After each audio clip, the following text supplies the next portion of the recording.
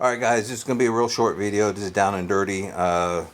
This is just a power probe that I purchased. This is probably one of my favorite power probes. Very simple to use. There is no sound on this or anything like that. This has one light here. It lights red or green to tell you power or ground.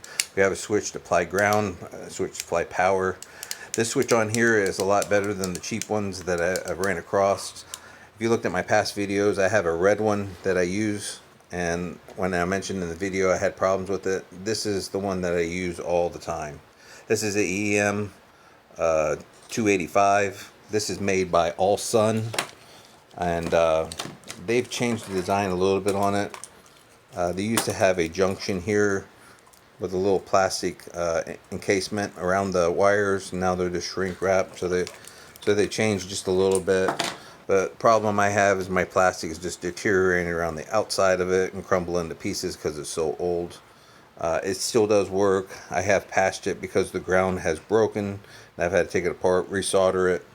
The particular ends on it down here, they pulled out of the connector, and I more or less had to do what you see here and bypass the connector here. In the future, is probably what I'll end up doing is actually banana clipping these or using a weather pack on it, so I can disconnect it and possibly put two banana leads on a weather pack and be able to switch between them and still use the alligator clips on here. And what I'll probably end up doing to this one is where my ground is here, I'll probably, instead of putting an alligator clip like is here, I will probably put a banana clip so I can put any sort of probe or any sort of banana clip I want on it. I do make a lot of my own test leads and load equipment, so I do have that stuff at hand to do, and I don't have to worry about actually purchasing it, so it ain't gonna cost me much to actually upgrade this. And this particular test light, I believe, was right around 18 bucks. This one was an open box. I had a hard time finding one here in the United States. It does not say Allsun on here, but Allsun is the one that actually makes this. Like I said, it's the EM285.